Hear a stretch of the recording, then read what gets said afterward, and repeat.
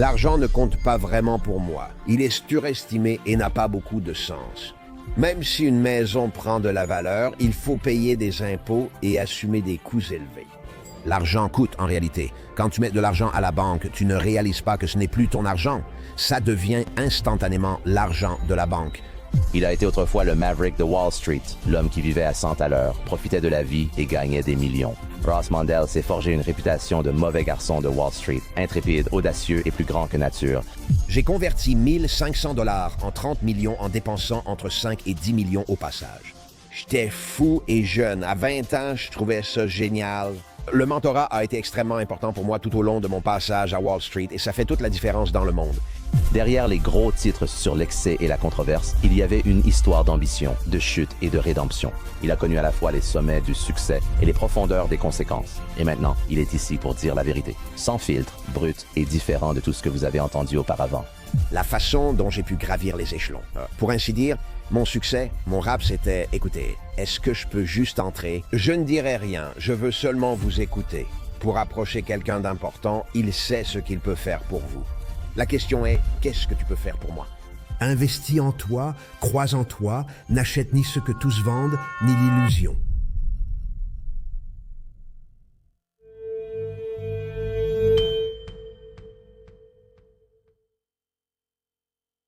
La plupart des gens ont peur de l'argent. Ceux qui en ont l'ont parce qu'ils n'en ont pas peur. Pourquoi la plupart des gens ont-ils peur de l'argent? La raison pour laquelle ils en ont peur, c'est parce qu'ils ont besoin de trouver une excuse pour expliquer pourquoi ils n'en ont pas, ou parce qu'ils ne le cherchent pas avec assez de détermination. Donc, vous savez, c'est devenu quelque chose de relativement inaccessible. Et, vous savez, on crée de la peur autour de ce genre de choses. As-tu déjà eu peur de l'argent? Jamais. Je n'ai jamais eu peur de l'argent. Mais voilà ce qui est drôle chez moi. L'argent ne m'intéresse pas vraiment. Je pense que l'argent est surestimé. Ça n'a pas tant de signification pour moi. La seule personne dont j'ai entendu parler ouvertement de cela est Robert Kiyosaki, l'auteur de Père riche, Père pauvre. Je pense que c'est l'un des hommes les plus intelligents au monde. Nous avons beaucoup de philosophies très similaires. Fait intéressant, nos boutiques sur la plateforme Lightspeed se trouvent juste à côté l'une de l'autre. En effet, c'est vrai. Dieu fasse que Godon soit de l'autre côté. Mais Robert Kiyosaki, je pense, a fondamentalement, il a réussi à mettre en mots ce que je semble savoir. Donc, comme la plupart d'entre nous diraient, vous savez, je possède ma maison, n'est-ce pas? C'est un actif. Et je possède ma voiture. Je ne la loue pas. C'est un actif. Et tu sais, rien n'est plus éloigné de la vérité. Ce ne sont pas des actifs. Et s'ils sont considérés comme des actifs, ils sont qualifiés d'actifs dépréciables. Et même si une maison prend de la valeur, tu dois payer des impôts dessus. Tu sais, il y a des coûts associés à cela. En fait, ça te coûte de l'argent, et à moins que tu ne touches des intérêts, c'est-à-dire un intérêt financier, par exemple, si tu la loues, disons que c'est un bien que tu mets en location. C'est intéressant. Il analyse le compte de résultat d'un bilan, estimant que certains éléments classés comme actifs ne le sont pas réellement. Et je comprends vraiment ça. Donc pour moi, l'argent a toujours été simplement un outil pour acquérir des choses que je trouve nécessaires. Le confort, des choses de ce genre, la sécurité. Ce sont des choses que j'utilise l'argent pour acquérir. Et ce sont des choses coûteuses. L'argent est en fait coûteux. Qu'est-ce que tu veux dire par là? Disons simplement que tu es dans le secteur des podcasts. D'accord, donc tu avais de l'argent. C'est le cas en effet, juste. Quelle coïncidence. Et nous parlions de monter un studio. Ouais, c'est ça. Tu as peut-être dépensé 50 000 $, donc en fait c'est ton affaire. Et tu as dépensé, disons, 50 000 $, 100 000, 25 000, peu importe les chiffres pour la table de mixage, la caméra, le roadcaster et tous les micros, etc. L'entreprise elle-même, tant qu'elle ne génère pas de revenus, ce ne sont que des dépenses, non? Mais tu sais, on fait un. Nous sommes prêts à investir dans une entreprise parce qu'en théorie, une entreprise, par définition, est une entité créée pour générer un profit. Et donc, quand on regarde des choses comme ça, donc, pour avoir de l'argent, les gens pensent que l'idée est d'avoir de l'argent, de le mettre à la banque et de l'économiser. Hier, j'ai parlé à un gars qui a économisé des centaines de milliers d'euros. Je lui ai demandé ce qu'il en faisait. Il a répondu, « Je le garde à la banque. » J'ai dit, « Vraiment, c'est à la banque. Et toi, tu en penses quoi? » Pourquoi la banque? Parce que c'est sûr et je touche des intérêts. J'ai demandé, « Quels intérêts? » Et il me dit, « Je crois que je touche environ 38% ou quelque chose comme ça. » J'ai dit, « Par semaine? Par mois? » Non, par an. « D'accord, qui te paye ces intérêts? » C'est la banque. Eh bien, tu penses que la banque perd de l'argent en te payant? Alors, tu sais quelque chose sur le secteur bancaire? Alors, une vraie banque va au guichet et obtient 33 fois la somme d'argent, quelle qu'elle soit. Quand vous déposez de l'argent à la banque, il ne vous appartient plus. Il devient celui de la banque. Vous en tirez aussi de l'argent. Vous recevez un jeton et un reçu, comme un ticket de vestiaire. Si vous revenez, il l'honore jusqu'à 250 000 $, parce que c'est ce que dit la Federal Deposit Insurance Corporation. Ils prennent immédiatement votre argent, l'utilisent comme levier, ils empruntent sur votre argent et obtiennent 33 fois cette somme. Donc si c'est 10 000 $ maintenant, ça devient 330 000 $ et ils investissent cet argent. Et je vous promets que les banques gagnent plus de 35% par an avec votre argent. J'ai dit, avez-vous envisagé d'investir dans une action très conservatrice, une valeur de premier ordre qui verse des dividendes? Il me dit, qu'est-ce que vous voulez dire? J'ai dit, eh bien, il m'arrive de placer de l'argent en bourse. Ça ne devrait pas vous surprendre. D'accord, j'ai dit, de l'argent sûr. J'ai demandé si vous aviez déjà acheté chez Walmart, le plus grand détaillant mondial. Une ou deux fois. D'accord, tu crois qu'il pourrait avoir des problèmes à te payer parce que tous les 90 jours où tu détiens leurs actions, ils te versent un dividende. Tu sais que le dividende de Walmart équivaut à 5% par an? L'action continue d'augmenter. Donc tu bénéficies à la fois de la hausse de la valeur de l'action et du versement du dividende. N'est-ce pas? Donc, acheter et détenir une action sans recevoir de dividende, ça ne te rapporte rien. Un dividende, c'est comme posséder un bien immobilier, mais sans avoir de locataire dedans. Tu vois, il a été inoccupé. C'est comme ça, Tu vois, c'est amusant, car tu dis que posséder une action sans dividende est stupide, et je suis d'accord. Mais en même temps, la majorité des gens ont une compréhension tellement insignifiante de l'argent et de la finance qu'ils vont laisser leur argent à la banque. Ils savent ce que nous vous enseignons, ce que nous vous vendons. Achetez et gardez. Achetez une action et gardez-la pendant 30 ou 40 ans. Donc, quand vous achetez, les gens ne comprennent même pas cela. Chaque banque, courtier et professionnel effectue des opérations à découvert. Que cela signifie-t-il? Vous allez appeler votre courtier plus tard, Scott, et vous dites « Je veux acheter 1000 actions de NVIDIA ». Disons 100 pour l'exemple. En réalité, c'est 113 $, mais partons sur 10 000 $. Et vous dites « D'accord ». Et vous appelez votre courtier. « Je veux acheter 1000 actions ». Une minute plus tard, il vous rappelle « Vous avez acheté 1000 actions à 100, donc 10 000 non ». Vous vous sentez bien, pensant que la société de courtage a acheté l'action pour vous, mais ce n'est pas le cas. Nous voulons que vous le pensiez. Ils ont regardé le marché et ils vous l'ont vendu à découvert. Ils l'ont emprunté auprès du service de prêt de titres, quelque part, et ils vous l'ont vendu. Pourquoi? Parce qu'ils peuvent toujours la racheter moins cher. Donc, je te la vends 10 000 $, car je sais que je pourrais sûrement la racheter à 99, 98, 97 $, peu importe. Mais à un prix plus bas, car ils sont plus proches du marché que toi. Donc les choses sont illusoires, tu penses voir quelque chose. Personne ne sait ce qu'il fait. Ce n'est pas parce qu'on est assis sur une chaise que je dirais être sur un objet solide. Sous un microscope électronique, on voit des milliards de particules subatomiques bouger à 300 000 km par seconde. Ça bouge, c'est actif. Donc, vous savez, votre compréhension du monde n'est pas toujours aussi factuelle que vous le pensez.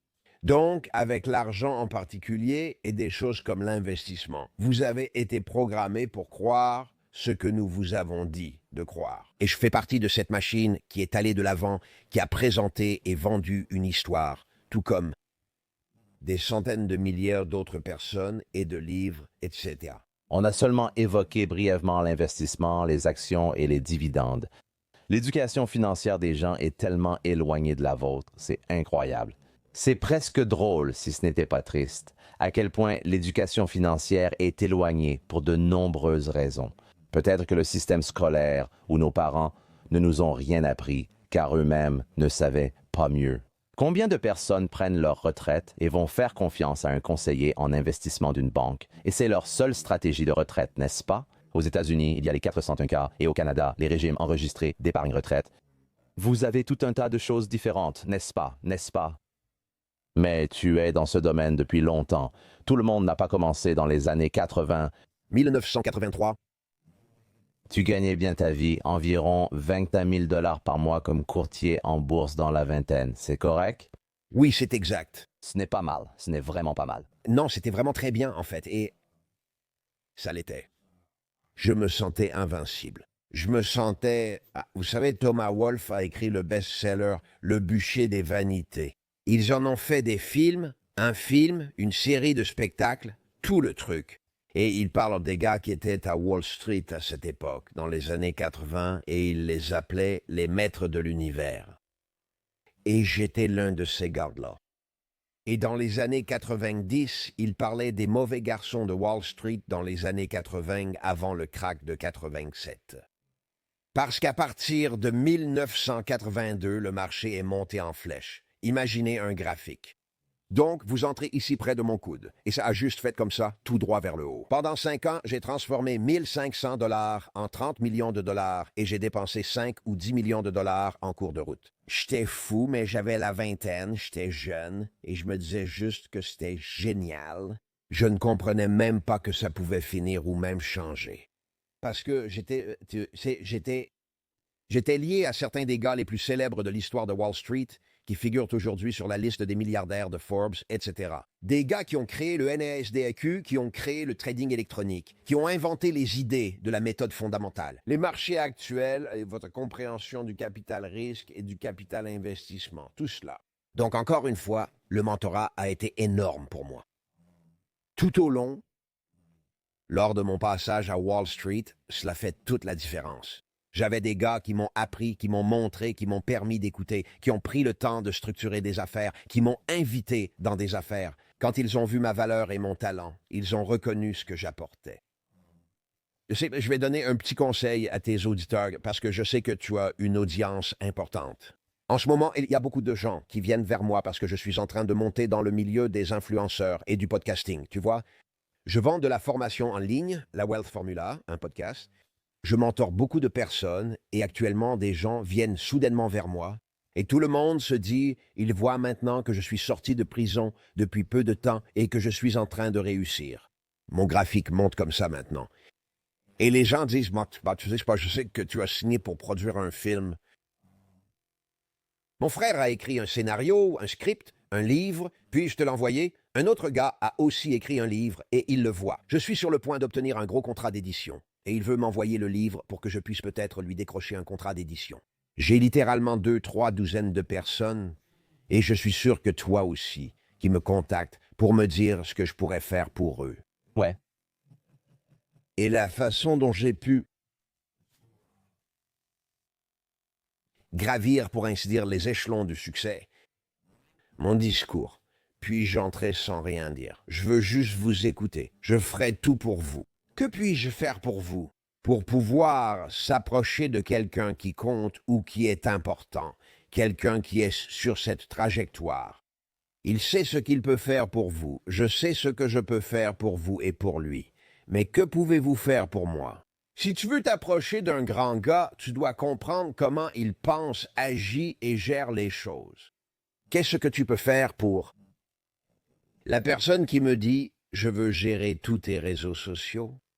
Nelson, je m'en occupe, ne t'inquiète pas, je vais gérer ça. Ça, c'est quelqu'un qui a de la valeur à mes yeux. Et si je te regarde de haut en bas et que je dis, tu m'apportes de la valeur et je pense que je suis, et si je suis prêt à accepter cette valeur. Un vrai gars, un vrai mec dans la vie, n'acceptera même pas de la valeur à moins de savoir qu'il va la rendre, qu'il va la redonner. Je sais ce que je peux faire pour un jeune homme. Je le sais déjà. Je sais ce que je peux faire pour un homme d'âge moyen ou des gars de mon âge. La question est, pourquoi le ferais-je? Je ne suis pas une œuvre de charité, je fais beaucoup de travail caritatif, je suis un philanthrope. Je comprends ce que tu veux dire. Au début, tu donnais tout à ces mentors et personnes expérimentées du domaine. Comment puis-je te servir? Que puis-je faire pour toi? Quand je parle à quelqu'un qui, à mon avis, a une vraie valeur et que je veux me rapprocher de lui d'une manière ou d'une autre. Si je veux qu'il fasse quelque chose pour moi, je ne dis pas « Peux-tu faire quelque chose pour moi ?» Je dis « Comment puis-je vous servir ?» Je veux que vous sachiez qu'il y a une volonté de donner. Ce sont ces personnes qui finissent par recevoir celles qui sont prêtes à servir. Je connais beaucoup de personnes qui ont gagné beaucoup d'argent.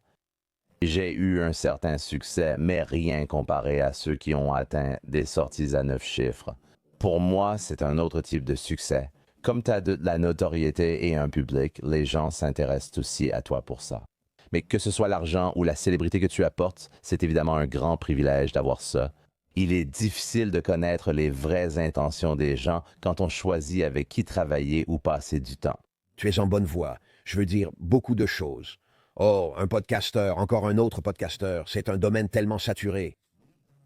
Après analyse du domaine, il y aurait environ 1 millier de personnes qui le font. Des gens sérieux. Combien de médecins, avocats, agents de change, ingénieurs, plombiers, électriciens? Personne ne fait de podcast sur le minimus, sur une tête d'épingle, rien dans les affaires non réglementées. Vous pouvez avoir votre propre réseau, pratiquement aucune barrière à l'entrée. Avec le Wi-Fi et un téléphone avec caméra, vous pouvez devenir podcasteur. L'une des choses qui m'a vraiment influencé, c'est que beaucoup de gens disaient que j'étais faite pour ce genre de choses. Tu es un podcasteur, tu es un orateur, tu peux aider tellement de gens, etc. Et j'ai dit, qu'est-ce que je connais à ce genre de choses?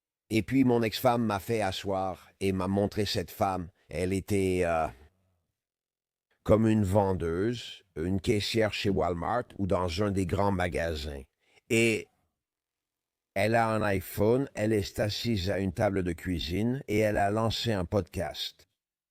Et maintenant, elle gagne 70 000 $ par mois et elle ne croyait même pas que ça pouvait marcher comme ça. Et elle est restée caissière dans un de ces grands magasins jusqu'à ce qu'elle gagne 50 000 $ par mois de façon régulière. Elle gagne un salaire annuel chaque mois. C'est ce qu'elle dit.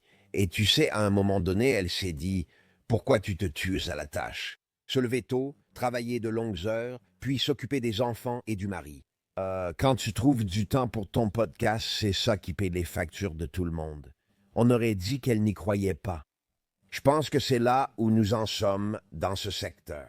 Tu as un super nom, tu es intelligent, tu es jeune, tu es beau, tu t'es bien marié. Tu es sur de bonnes bases. Le monde est à toi, mon pote. Tu penses à l'opportunité, non? Il y avait des opportunités avec l'effet de levier et la finance à tes débuts.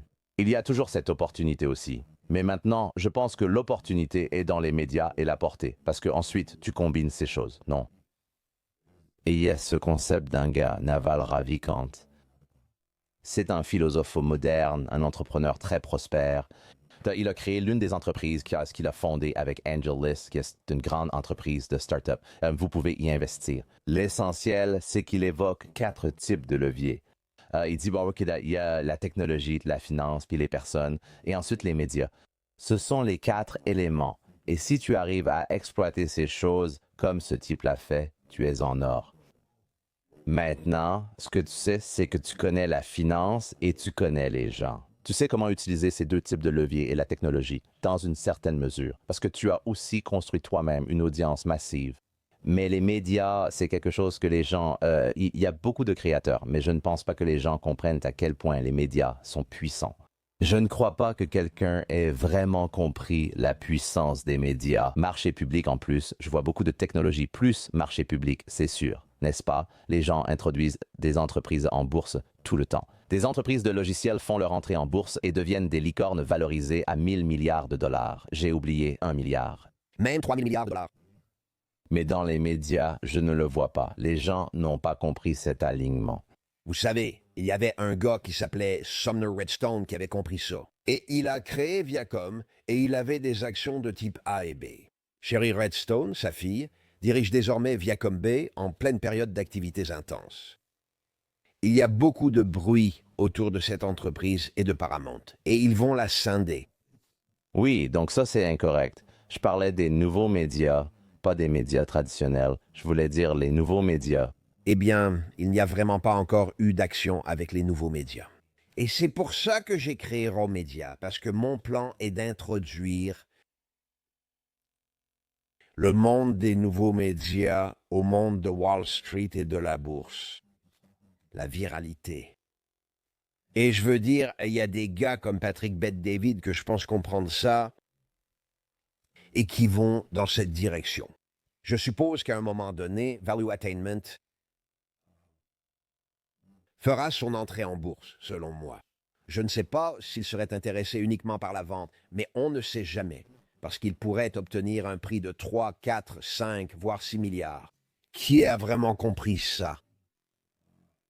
Il y avait un gars qui s'appelait Marc Cuban. Oui, oui, bien sûr. Dans les années 90, il a créé les médias de diffusion. C'était une entreprise qui, à son apogée, réalisait 25 millions de revenus dans le secteur des médias. Il a vendu pour 59 milliards de dollars. 90% de tous ses employés sont devenus millionnaires. Mais quand on parle de une nouvelle innovation, technologie, des médias qui offrent leur propre viralité. La viralité du marché boursier, illustrée par tout ce qui avait le suffixe.com, était valorisée à 1 milliard de dollars. Ce que j'essaie de vous transmettre, c'est la viralité, l'aspect viral de l'argent, du marché boursier. Tu penses que si Yahoo avait offert 1 milliard de dollars à Mark Cuban, il ne l'aurait pas accepté? Il aurait dit non, puis ils auraient dit « à plus tard, Mark ». 1 heure plus tard, il aurait dit « vous savez, j'y réfléchissais. Est-ce qu'on peut faire 1 milliard de... » Je veux vraiment acheter une équipe de basket à Dallas. Et ils en veulent 200 millions. Imaginez, c'était 200 millions pour les Dallas Mavericks. Et il les a revendus pour une valeur de 5 à 6 milliards. Donc, il est plutôt doué pour comprendre la viralité et la valeur, donc les médias bruts. Notre intention en tant que groupe est de rassembler des podcasteurs, des personnes dans le domaine, des mentors, etc. Cela englobe les réseaux sociaux, les nouveaux médias et l'espace des influenceurs que nous allons apporter sur le marché. Quelle sera la valeur de cela? Eh bien, laissez-moi vous poser une question. Si nous pouvons contrôler 20 millions de regards, quelle est la valeur de cela? Beaucoup. Eh bien, laissez-moi vous dire quelque chose. S'il y a un jeu ou un événement qui attire 21 millions de regards à la télévision, disons, ou un film, comprenez-vous la valeur? C'est énorme. C'est énorme. Le Super Bowl est l'événement majeur, suivi par environ 100 millions de téléspectateurs mondiaux. Que se passe-t-il? Vous recevez 20 millions? Réfléchissez à ça. 20 millions sur commande et... Commande. Écoute bien, tu vois, tu comprends. La valeur. Personne ne sait vraiment quelle est la valeur parce que ça n'a jamais été fait. Après que ce sera fait, essayez et testez plusieurs fois, alors on aura une meilleure idée. Mais l'idée, c'est d'être avant-gardiste, d'introduire tout le concept. Parce que j'ai eu cette idée, tu sais, parce que des gars comme MrBeast se plaignaient qu'il gagnait de l'argent, beaucoup d'argent. Il a reçu des offres dépassant 1 milliard. C'est vrai maintenant, mais je parle, crois-le ou non, seulement de... Il y a seulement 10 mois. Tu sais, il ne gagne tout simplement pas cet argent de Wall Street. Il ne gagne pas cet argent de Wall Street. T'as des entreprises qui sont vraiment nulles. L'introduction en bourse d'une grande entreprise vaut en moyenne 1 milliard de dollars. Je ne pense pas que les gens réalisent vraiment l'argent présent à Wall Street, ni qu'ils l'aient déjà vécu. Ils comprennent. 3 000 milliards de dollars s'échangent chaque jour à Wall Street. Je ne pense pas que j'étais en prison. Et l'une des grandes questions quand tu arrives en prison, les gars te voient dans la cour. Ils te voient te promener dans le complexe. Hey, un nouveau. Hey, OG, hey, OM. On m'appelait Rock Solid, titre du livre que j'ai écrit. Et j'avais, tu sais, ne demande pas, genre 150 livres envoyés et ils sont partis en 10 minutes. J'étais choqué de découvrir qu'il y avait des voleurs en prison. Tu vois ce que je veux dire? Et donc, il disait, quelles institutions? Tu fréquentais? Quelles institutions as-tu fréquentées? Et moi, je réponds, Bourse de New York, Bourse de Londres. Et eux, ils parlent de, dans quelle prison tu as été? Bien sûr. Oui, tu dis, bien sûr. Moi, je n'en avais aucune idée. Non, J'ai compris, mais quand tu as dit ça, je me suis demandé, parle-t-il de prison? Ils se moquent car je dis New York Stock Exchange. Tu te souviens de l'hôtel et du club de plage Boca Raton? Et j'essaie de me souvenir où je suis membre au Friars Club. Puis ils parlent, tu sais, ils se vantent. Tu sais, j'étais l'homme à Hier, Léa, j'avais, tu sais, 18e et Vine. C'était mon quartier, mon pote. Je veux dire, on faisait 2 kilos par semaine, mon pote, 2 kilos par semaine. Un autre disait, moi je viens de Washington, district de Columbia-Mec. Tu vois, à 2 pâtés de maison de la Maison-Blanche, avenue G et 8e rue. Tu sais qu'on écoulait 3 kilos par semaine? Et ça tournait comme ça, tu vois. Et je leur disais, vous êtes vraiment des petites merdes. Je viens de Wall Street, mon pote. On brasse 3000 milliards par jour. Ouais, et t'as eu quelques années difficiles, niveau drogue, et sûrement à tout donner dans tous les aspects de la vie. Travailler dur, faire la fête à fond. Ouais, mais juste brièvement, Abid, t'es pas obligé de tout raconter, mais parle un peu de ce que t'as pu accomplir avant. Le gouvernement t'a réclamé 140 millions de dollars. Et aussi, pourquoi, avec les choix que t'as faits dans ta carrière, ils ont décidé de s'en prendre à toi? Au début de ma carrière, c'était en grande partie à cause de la drogue et de l'alcool. J'étais jeune, stupide et je n'avais pas vraiment d'idée claire. Je ne comprenais pas comment je devais vraiment me comporter ou me gérer. J'ai reçu des conseils. Mon père est mort quand j'avais 16 ans. Et il me manquait une étoile du Nord, une boussole morale, une figure qui aurait pu me dire, tu sais, hé, ressaisis-toi, viens ici. Tu sais, mon père était l'homme le plus honnête, décent et travailleur que j'ai connu. C'était le meilleur de ma vie. Et j'étais très en colère quand il est décédé. Je me soignais moi-même avec. Je suis un vrai toxico, tu sais, drogue, alcool, mais c'est la cocaïne qui m'a vraiment mis à genoux. Et j'ai commencé dans ce qu'ils appellent une société de courtage. Merrill Lynch, E.F. Hutton, Smith, Barney Payne, Weber, ce sont des noms connus. En somme, nous sommes un supermarché et un buffet à volonté. Nous pouvons vous vendre une assurance auto, une assurance vie, une assurance santé. Je peux constituer votre portefeuille d'actions, gérer votre Individual Retirement Account, votre plan Keogh, si vous avez une entreprise, si vous en possédez et en gérez une. J'étais vendeur d'obligations. Je faisais des bons du trésor, des obligations municipales, des obligations d'entreprise, et vous savez tout ce à quoi vous pouvez penser. Si vous me disiez que c'est ce que vous voulez, je vous répondrais « Je suis expert dans ce domaine ». Mais j'étais dans une entreprise qui m'a formé et m'a donné une licence dans tous ces domaines. Et j'étais très frustré après 1 an parce que j'avais ouvert plus de 300 comptes, ce qui est une sorte de... Ça, un record. Quand je raconte cette histoire, même des professionnels sont choqués. 25 ans de carrière, jamais vécu ça. Aucune valeur dans ce genre d'action. Tu rapportes combien à la boîte? Eh bien, ce qui se passe, c'est que la boîte veut juste des clients. J'ai ramené 330 clients à froid, à partir de rien, sans aucune aide, sans aucun contact. Vous savez, non, rien de spécial, aucun coût pour la boîte. Et j'ai généré environ 325, 330 000 la première année, et la boîte encaisse. Je ne peux même pas vous dire combien il gagne. Voilà ce qui est drôle. Vous savez, je ne comprenais pas à l'époque combien la boîte gagnait sur moi ou quoi que ce soit. Tu sais juste que pour chaque dollar que tu gagnes en commission, la boîte en garde la moitié, tu prends l'autre moitié, quelque chose comme ça. Mais ce qui se passe, c'est qu'à chaque fois que tu achètes ou vends quelque chose dans une banque ou une boîte, ils gagnent de l'argent d'une manière ou d'une autre. Tu n'as même pas de verre, tu n'as même pas pensé à ça. C'est un business qui tourne autour de l'argent. Il sélectionne. Chaque transaction affecte peut-être, ou déclenche, sert de catalyseur à 5 autres transactions dont tu n'as même pas connaissance. Ils vendent ta découvert. Ils te vendent ta découvert l'action. Ils te vendent ta découvert le fonds commun de placement. Ensuite, ils doivent aller négocier et obtenir. Donc maintenant, ils ont un certain pouvoir. Maintenant, ils n'en ont plus. Des clients disposés à payer pour un nombre d'actions, d'unités de fonds, d'une adhésion ou une participation dans une société à responsabilité limitée, etc. Ça devient très technique. Mais Vous savez, c'est découpé en 15 parties d'ici mardi. Des gars très intelligents analysent cela depuis 100 ans pour voir comment ils peuvent en tirer avantage et ils ont trouvé la solution. Donc, j'étais classé numéro 1 sur une promotion d'environ 150 gars. J'ai débuté en 1984 chez E.F. Hutton, l'une des meilleures plateformes de formation de tous les temps. Aujourd'hui encore, on me dit « Wow, tu étais chez E.F. Hutton ». C'était le meilleur programme de formation. Et c'est pour ça que je l'ai choisi, parce qu'il avait cette réputation. Donc, je suis tout de suite devenu un candidat très recherché. Je me sentais comme un joueur de balle. Dès ma première année, je marque 20 points par match, je suis un défenseur intraitable.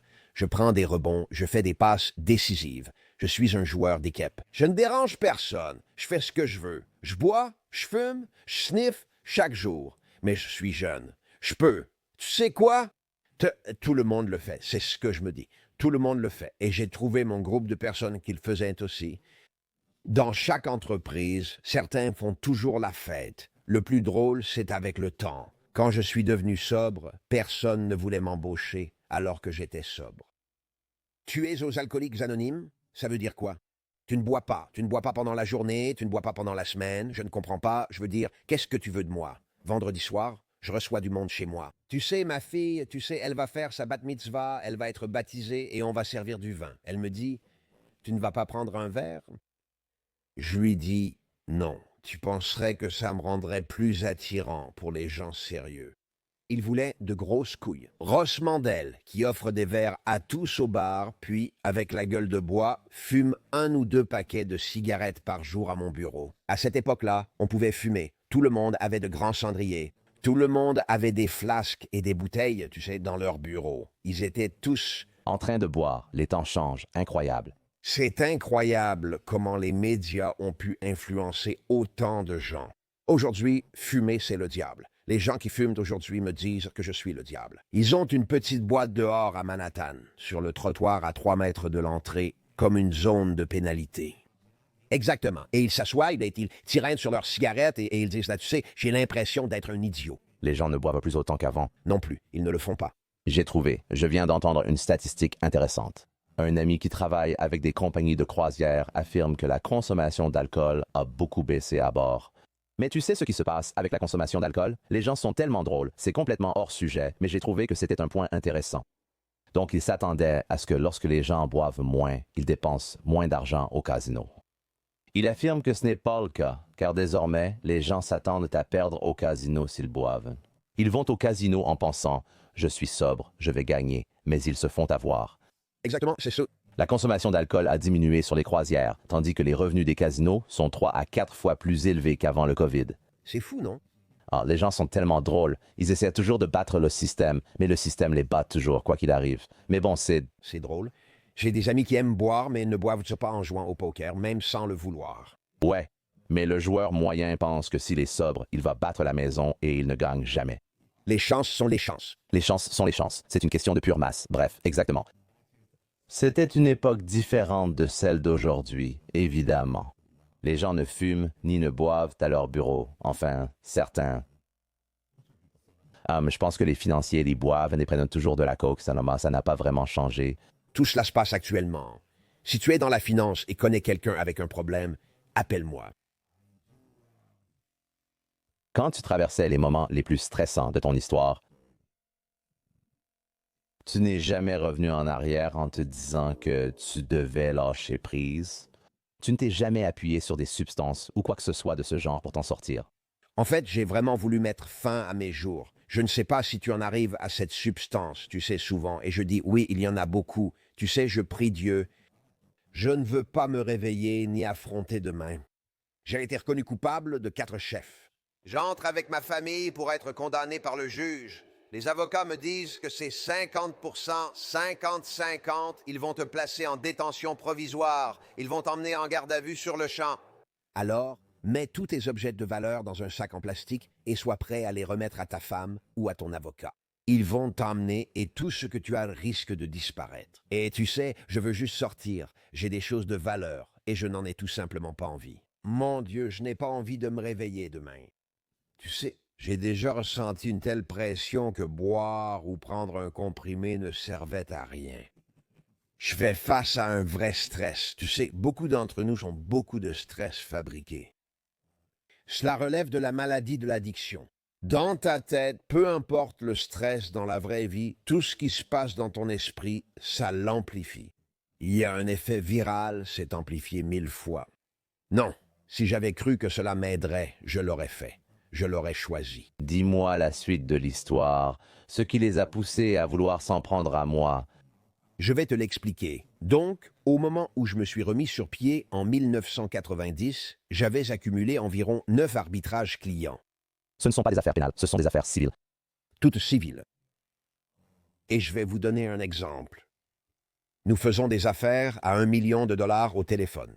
Vous demandez à quelqu'un d'investir. Je dis, Scott, écoute, tu as un compte chez moi. Scott, écoute, j'ai un très bon pressentiment sur l'acier. United States Steel, symbole X, membre du Dow Trent. J'appelle ça des icônes quand j'achète. J'ai un bon pressentiment. Je veux que tu possèdes ça. Tu dis, d'accord, Ross, c'est sérieux.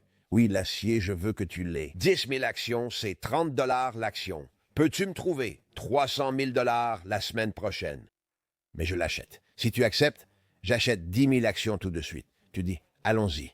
J'ai dit merci. Je te rappelle où ma collègue le fera pour l'exécution. J'achète donc les 10 000 actions pour 300 000 $. Tu sais, je viens de gagner une commission de 6 à 9 000 $. Mon assistante t'appelle. Les transactions sont confirmées. D'accord? 2, 3 semaines passent. L'action baisse de 3 points. Elle est maintenant à 27. Maintenant, mon assistant vous l'a confirmé. Vous m'avez dit, allons-y. Vous avez reçu une confirmation par courrier et très bien, vous avez peut-être reçu un relevé mensuel entre-temps. Tu m'appelles et tu me dis, frère, qu'est-ce qui se passe? Je pensais vraiment, tu sais, je pensais que tu savais vraiment quelque chose. J'avais un bon pressentiment. J'ai dit, oui, c'est le cas. Non, d'accord, ça ne s'est pas passé aussi vite. Souvent, il y a des retards. Mes informations sont parfois si fraîches qu'elles mettent du temps à se diffuser sur le marché. Je veux juste que tu sois patient. C'est une excellente entreprise. On va s'en sortir bien mieux que prévu. Tu vas être très content de moi. Tu dis, tu sais, je ne me souviens pas vraiment avoir autorisé cette opération. Qu'est-ce que tu veux dire? Tu sais, j'étais enthousiaste parce que tu étais tellement passionné, mais je voulais vraiment y réfléchir. Je suis là. Tu as mis 30 000 $ sur le compte. La transaction est confirmée. Tu dis, ouais, Ross, ne fais pas ça. J'étais pas sûr. Et je dis, écoute. Donc maintenant, tout ce que j'avais fait la veille s'est dissipé. C'est parti. Je pense à retrouver mon gars de la coke. Tu sais, plus tard ce soir. Je suis super nerveux et toi, tu viens de me faire chier et je me dis, Scott, va te faire foutre. Tu dis ne pas vouloir l'action. J'ai demandé si tu voulais que je la vende. Oui, tu perds 30 000 $ si tu la vends maintenant. Je te déconseille fortement de le faire. Je n'ai jamais autorisé cette transaction. Donc maintenant, je fais littéralement, parfois, 100 transactions par jour. Des dizaines de transactions avec des dizaines de gars différents. Et il y a des moments où ce genre de choses arrive, ce genre de désaccord. Mais entre deux gentlemen dans le feu de l'action, des choses peuvent être dites, des choses peuvent être discutées, des choses peuvent être réglées. Les chances que cela devienne un problème juridique plus tard sont très rares. Ça coûte plus de 30 000 €, toute l'affaire. Moi aussi, ça va être un cauchemar pour toi. Mais je suis très abrasif, à cran, j'ai la gueule de bois. Il me faut encore un peu de drogue ou un verre. L'action a baissé de 3 points. Et je ne m'y attendais pas. Et je la possède aussi, tout le monde la possède. Je reçois beaucoup d'appels comme ça. Je me dis, tu vois, maintenant, c'est passé de « je ne suis pas sûr de l'avoir autorisé » à « ce n'est pas autorisé ». Je n'ai pas validé cette transaction. Je veux récupérer mon argent. Et je lui dis, tu sais quoi, Scott, va te faire foutre, c'est n'importe quoi. Tu le sais et je le sais. Tu dis, je vais te poursuivre en justice, Ross, je vais porter plainte. Et je lui dis, tu sais quoi, on se verra au putain de tribunal. On se verra en arbitrage dans 6 ans. Va te faire foutre. J'ai raccroché. Au lieu d'essayer, tu voulais juste qu'on te tienne la main, être dorloté, tu vois? Des choses arrivent tout le temps dans les affaires, non? Mais je ne le supportais pas. J'étais très nerveux. Les marchés montaient et descendaient comme des fous. Et c'est juste Et c'est ce que j'étais. Et donc, un gars, en fait, on est allé en arbitrage. On arrive, mon avocat et le sien sont présents, ainsi que le jury. Ça commence. Je t'avais dit qu'on se reverrait dans 6 ans, et il m'a cité. Et c'est devenu un sujet dans cet arbitrage. Et ce n'est pas contre le gouvernement, non, c'est juste, c'est un exemple. Ils disent qu'ils ne ferment jamais le dossier. Quand vous êtes dans ce genre de secteur, c'est une industrie réglementée, c'est très réglementé. Qu'ils disent que je faisais quelque chose de mal, c'est ridicule. Parce qu'ils ont dit qu'avant même d'engager des poursuites pénales, ils ont fait venir 9 examinateurs différents et plusieurs régulateurs, y compris la Securities and Exchange Commission qui m'ont blanchi à chaque audit. Nous n'avons jamais eu de problème, jamais eu de soucis, nous étions totalement consciencieux et tout était en ordre, ce genre de choses. Il y avait nos documents. J'ai surtout dépensé en frais juridiques. Quand j'avais mon propre cabinet et que je travaillais à mon compte, le gouvernement a alors commencé à s'intéresser à moi. J'avais déjà ces problèmes à gérer. Finalement, tout a été réglé, j'ai trouvé un accord, chaque arbitrage a tout traité. On a peut-être perdu, mais tout le monde a été payé et satisfait. Et puis la bourse est venue vers moi et j'ai conclu un règlement global avec eux pour toute l'activité qui s'est produite avant 1990, alors que je consommais encore, parce qu'ils connaissaient très bien mon histoire. Et ils ont dit, « Monsieur Mandel, ici la bourse de New York. Nous avons proposé l'argent, ont-ils dit? Nous savons que vous avez beaucoup d'argent et que vous gagnez très bien votre vie. Nous vous surveillons de près. Je suis membre de la bourse, je suis réglementé. Ils ont dit, nous ne voulons pas de votre argent.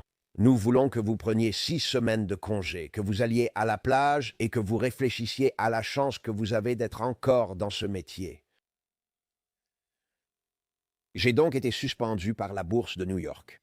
Pas d'amende, j'avais l'argent, mais je suis parti à Porto Rico avec ma petite amie pendant 1 mois. Et juste pour que vous le sachiez tous, j'ai gagné plus d'argent en tradant sur le marché pendant ces 6 semaines qu'à n'importe quel autre moment de ma vie. J'étais vraiment déterminé à gagner de l'argent. J'étais tellement, va te faire voir.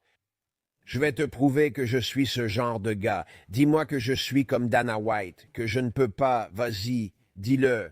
J'adore ce genre de truc, mais ça me motive encore plus, je le sais. Alors maintenant, quand les années 90 arrivent, je suis sobre, je cartonne. La vie et les affaires sont faciles. Tu es de retour avec le New York Stock Exchange. Je vais vraiment, vraiment bien. Et je suis dans une société, j'attends que ma société soit approuvée, mais je travaille dans une société. Une société où j'étais a fait faillite et elle a été rachetée par une grande société et la grande société a licencié beaucoup de gens. Mais ils m'ont payé. Non seulement ils m'ont gardé, mais ils m'ont donné 150 000 $ pour rester. Ça m'allait. Vous savez, je travaille sur ma propre société, ils ne le savent pas, je prends l'argent et je fais mes affaires. Un jour, le président propriétaire de la société m'appelle. Un gros bonnet. Son associé est un gars qui s'appelle Paul Fitzgerald, l'ancien président de la bourse de New York. Le président précédent, Dick Grosso, célèbre pour le 11 septembre dont il était président à l'époque, a exercé dans les années 90 et ils avaient un accord et ils m'offraient des dizaines de millions de dollars pour conclure cet accord. Et c'est pour ça qu'ils m'ont donné les 150 000 $ d'avance, parce qu'ils savaient que j'étais le seul capable de conclure cet accord. Et c'était une petite entreprise très séduisante du New Jersey. Ils avaient une sorte de remède ou de traitement pour une maladie. Et ça avait vraiment l'air génial sur le papier. Elle était déjà cotée en bourse. Elle avait des adeptes, vous savez, des actionnaires, toutes ces choses différentes. Excellente communication financière et relations publiques. L'entreprise semble géniale. Et ils disent, nous voulons que vous commenciez à acheter et à prendre une position avec vos clients. Je représentais des centaines de clients et gérais probablement plusieurs centaines de millions de dollars à l'époque, y compris mon propre argent. Ils ont dit qu'ils voulaient que je prenne le contrôle de cette entreprise en particulier. Donc, généralement, quand vous êtes une société cotée en bourse, vous avez des banques d'investissement que vous payez pour garder, à publier des analyses sur votre entreprise, à tenir les actionnaires informés, etc. Si vous n'êtes pas un géant comme un McDonald's ou un Microsoft, il y a un jeu auquel vous jouez. Des protocoles existent. Inutile de réinventer la roue. Les entreprises vont en bourse, engagent des banques d'investissement et paient. En cas de gros problème d'action, un gars peut intervenir et régler la situation. Certains ont acheté l'action à 1 $. Maintenant, elle vaut 50. Je veux vendre 50 000 actions. Personne n'achète vraiment ce genre de quantité. Mais ils trouvent un gars pour prendre position sur l'action parce qu'il croit à l'histoire, etc. Et ils voulaient que je sois ce gars-là pour cette entreprise. Et ils étaient prêts à me donner 10 millions de dollars en liquide, en plus de tout ce que je pourrais gagner. Et cela vient d'un ancien président de la Bourse de New York et président directeur général d'une grande société de courtage. Je me demande, où est le piège? Je vous prends au mot. C'est de l'argent réel. Je vais avoir de l'argent, mais là, c'est vraiment de l'argent réel. Faire un deal qui, vous savez, semblait génial, avait l'air génial. Et tout le reste, non? Ouais, bien sûr. Bien sûr. Mais c'était une arnaque. Ils avaient partenaires, amis et leur argent dedans. Quelle que soit la technologie, ce fut un échec. Et t'allais être la porte de sortie. Ils voulaient que je sois le gars qui éliminait tous leurs amis, leurs partenaires, leurs meilleurs clients, eux-mêmes. Mes gars viendraient acheter des millions d'actions que je serais en train de promouvoir. Quand j'ai commencé à acheter, j'étais ce genre de gars à Wall Street à l'époque. Si je décidais d'acheter quelque chose et de prendre une grosse position, il y avait environ 30 ou 40 gars autour de Wall Street qui suivaient mon exemple. Ils pensaient que j'avais un très bon sens de la valeur et ils se lançaient. Donc, lors de mon procès des années plus tard, ils ont dit que j'étais un gourou à Wall Street et que si Ross Mandel décidait de motiver son équipe, l'action monterait de 3 $. Ça, c'est du pouvoir. Et c'est vrai. Mais pas parce que j'ai baisé des gens. J'ai acheté des arnaques dont je savais qu'elles étaient mauvaises et j'ai tout eu. J'ai supplié pour toucher un gros chèque à la table. Finalement, certains de mes courtiers ont commis ce crime, ce qui a attiré les fédéraux dans mon entreprise. Et c'est ce qu'ils ont essayé de me coller plus tard, mais j'ai refusé cet accord, et ensuite ils m'ont menacé. Ils ont dit, si tu ne fais pas cet accord, ils m'ont montré ce qui ne va pas avec cette entreprise. Mais ils t'ont montré ce qui n'allait pas. Ils me l'ont avoué. Ils ont dit, écoute, on veut être honnête. Ça ne va pas bien finir, mais tu auras 10 millions en liquide. En plus, tu gagneras sûrement encore 5 à 10 millions lors de l'achat des actions et tout ça. Et j'ai dit, non, je ne me suis pas remis sobre pour ça. Je vis selon ces principes encore aujourd'hui. Tromper les gens, mentir aux gens, voler les gens pour de l'argent.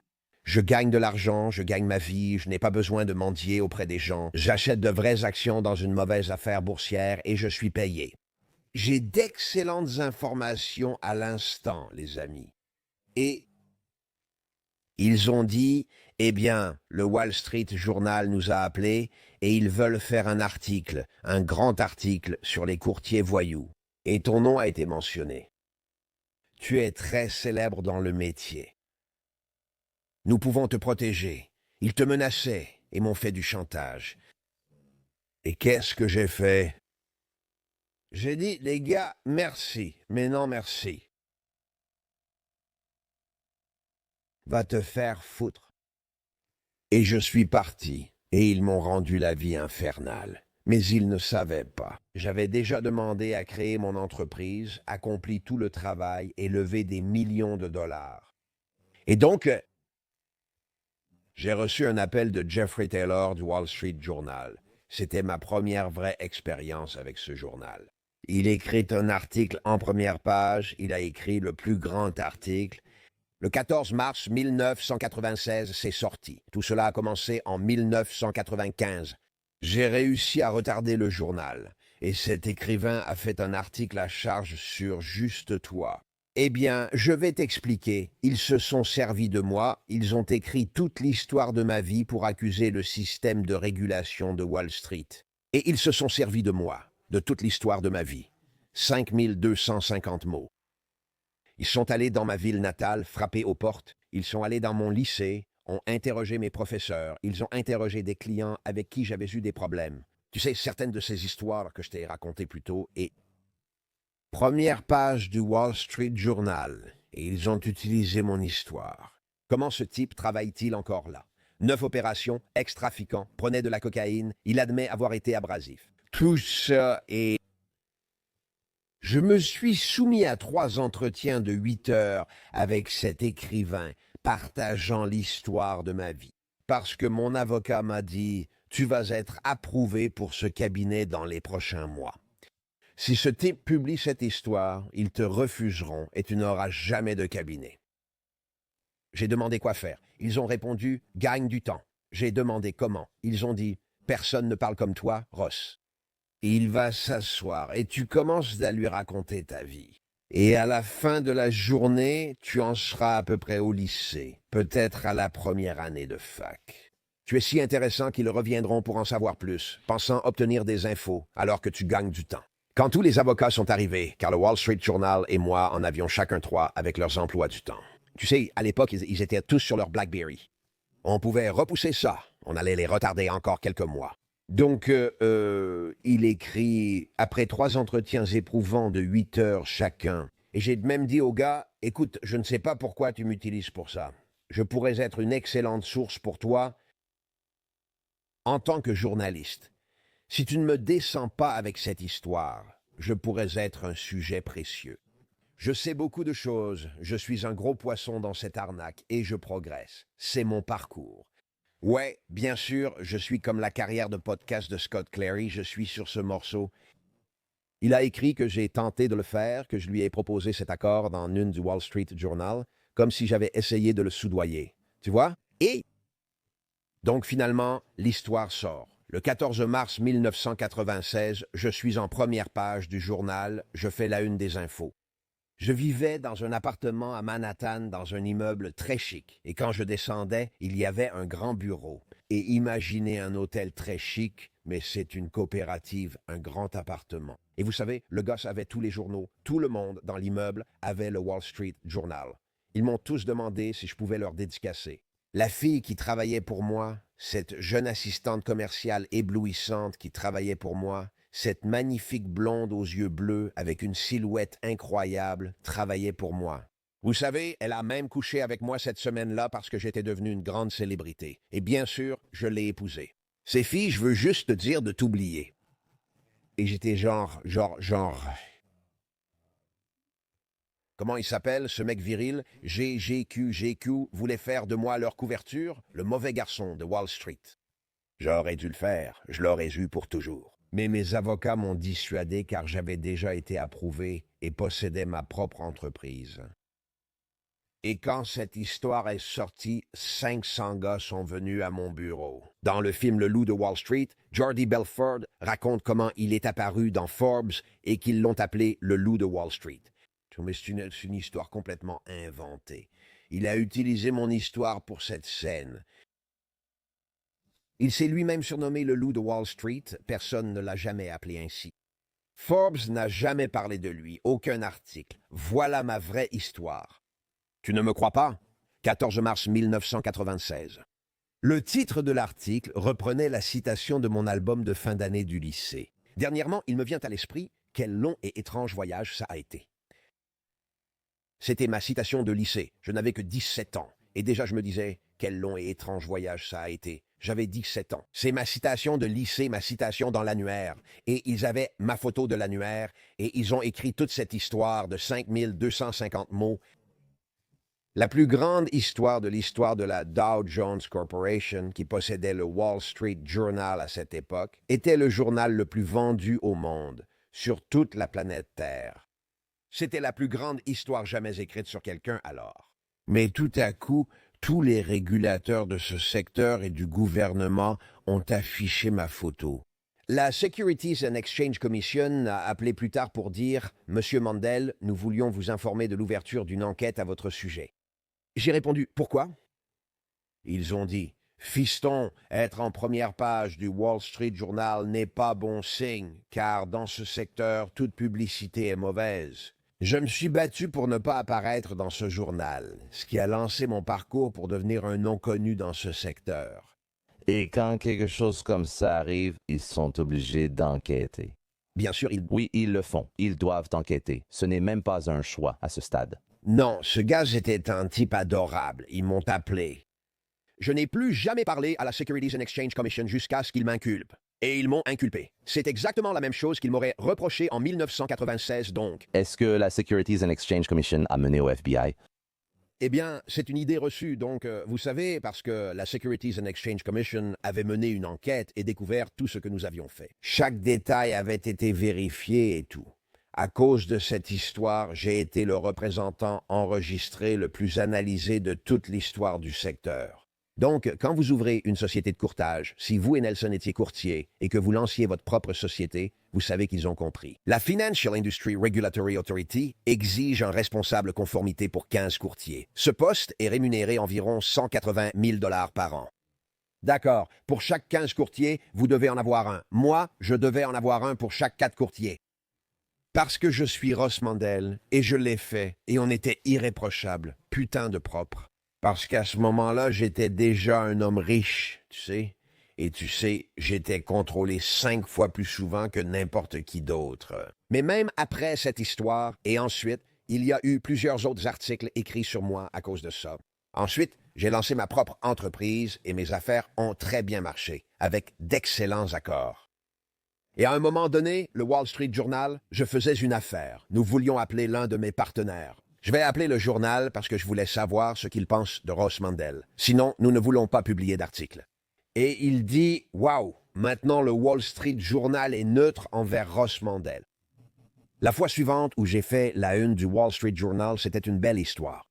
Et je suis entré dans le secteur de la sécurité intérieure juste après le 11 septembre et je finançais des entreprises qui aidaient le public américain à faire face à la sécurité nationale. Tom Homan, actuel tsar de la frontière et membre du cabinet Trump, apparaît à la télévision presque tous les 2 jours. Thomas Homan était le numéro 2 de la nouvelle organisation, appelée le département de la sécurité intérieure. Les gens ne réalisent pas que cela n'existe que depuis 2002. Elle a été créée à la suite des défaillances du 11 septembre qui ont permis que le 11 septembre se produise. Ils ont créé la plus grande agence de l'histoire de ce pays, appelée le département de la sécurité intérieure. Et Tom Homan était le numéro 2. Il a travaillé pour moi et siégé à mes conseils d'administration, car j'étais dans la sécurité intérieure. Le gouvernement avait alors une très bonne opinion de moi. Donc tout allait bien. Ankidori me tuait. Tout allait bien. Je suis au top. Et puis je prends ma société de courtage, je vais à Londres et je la rends publique à Londres. Ça, c'est énorme. Il n'y avait pas eu de transaction des 2 côtés de l'Atlantique depuis le 11 septembre. Alors, explique aux gens ce que tu fais réellement à ce moment-là. Genre quoi? Parce que oui, moi je comprends. Mais je ne pense pas que la personne moyenne comprenne la différence entre une entreprise cotée à la bourse de New York, au Toronto Stock Exchange ou à Londres. Et je ne sais même pas comment celle-là s'appelle, mais explique ce que tu as fait quand tu as déménagé à Londres. Pourquoi tu as déménagé à Londres?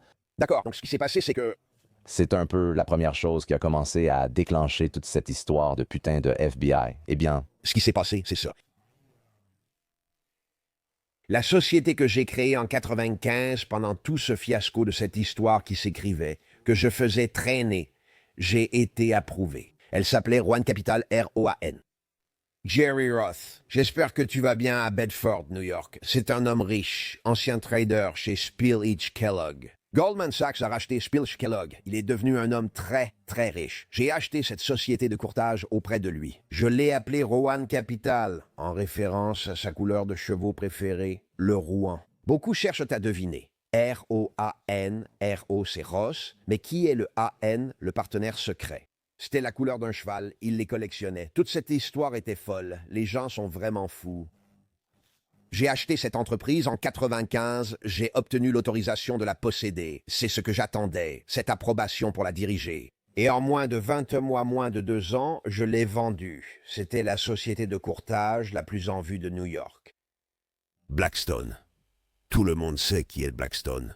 Blackstone occupe mon espace dans le bureau que j'avais fait décorer par un décorateur d'intérieur très célèbre à New York, nommé Ken Walker. Et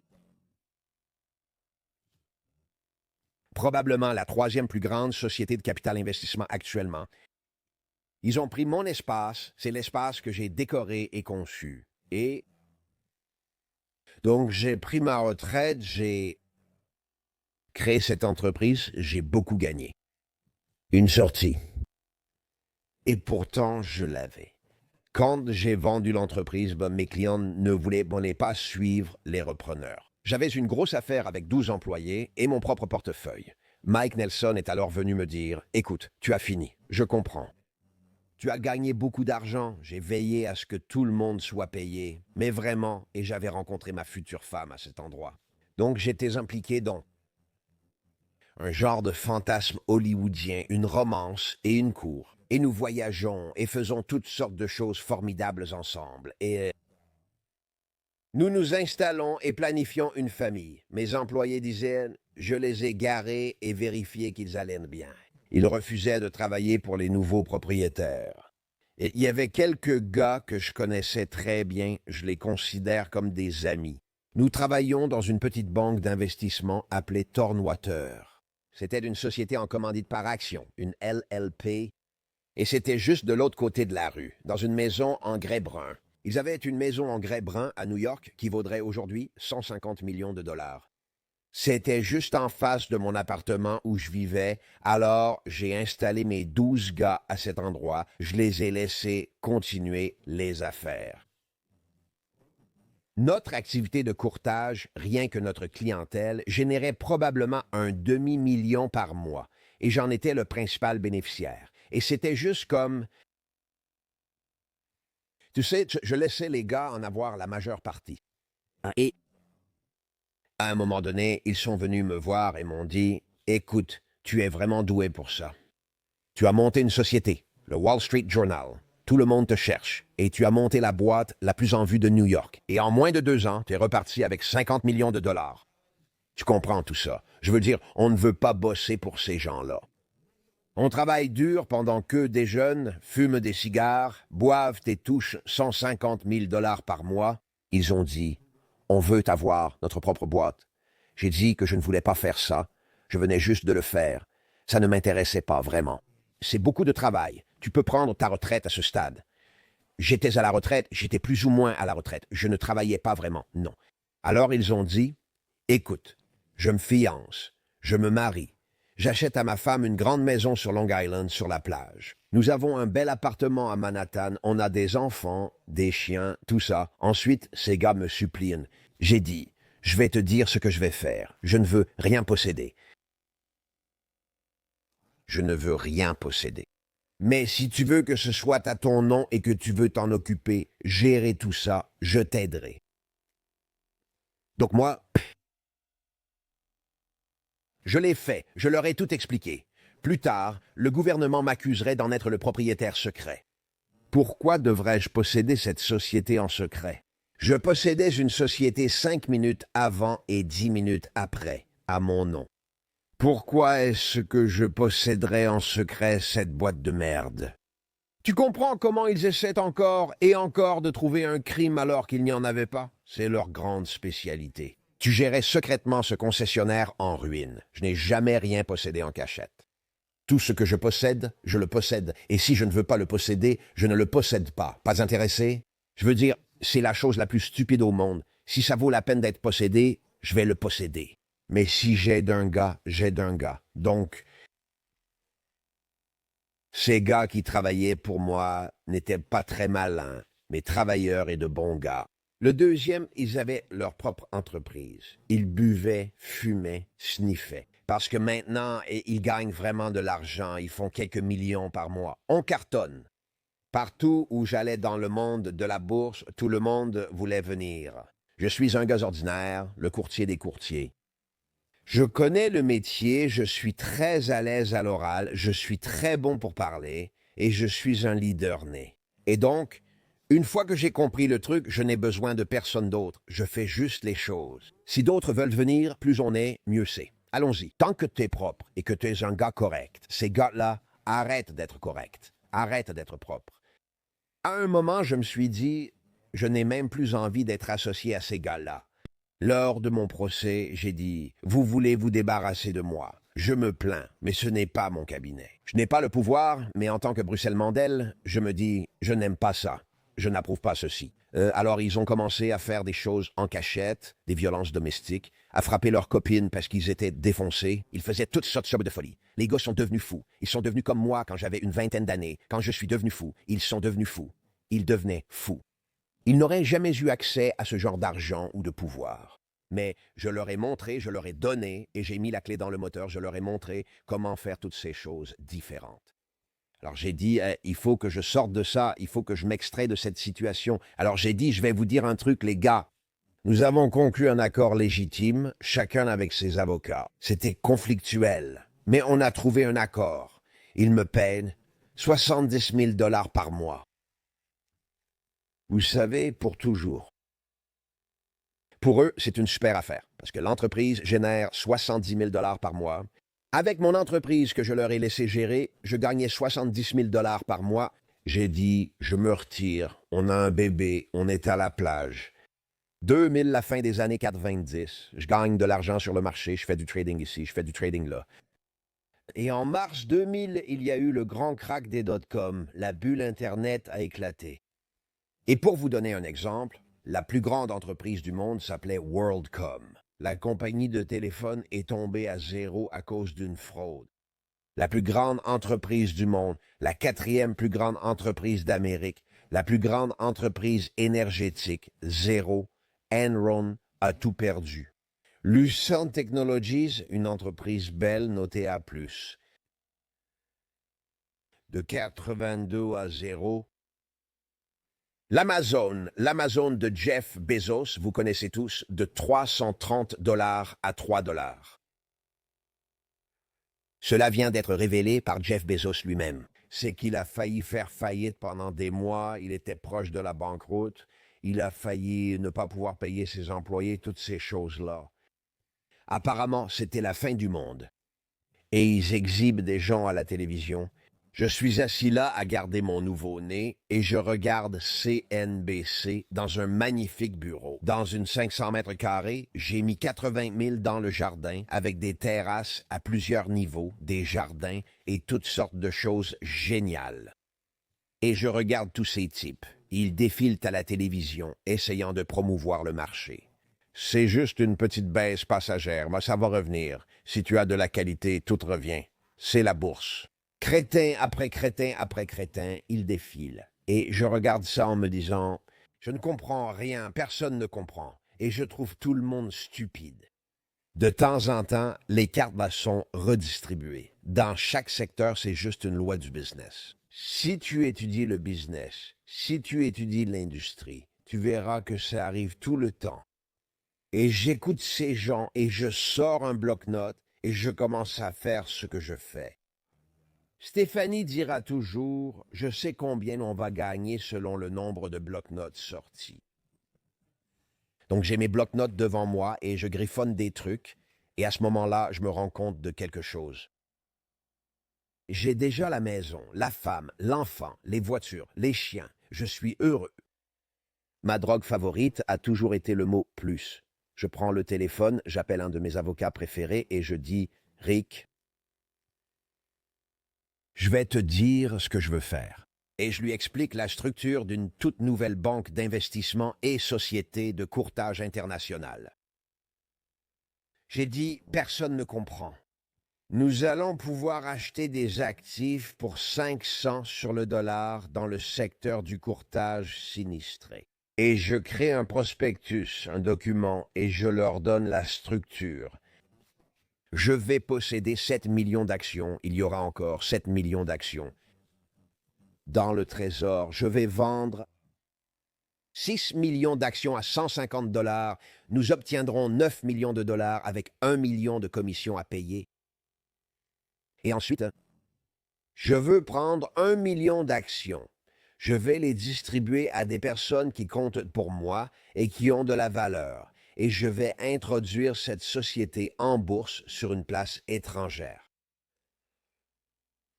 Il me dit, « Tu bois encore? » Donc, ce n'est vraiment pas un problème. Quand tu présentes cette idée À lui, ouais, je ne leur présente pas. Je lui dis ce que je vais faire. Mais ce n'est pas une idée que quelqu'un a déjà réalisée. Non, non. Et je viens juste...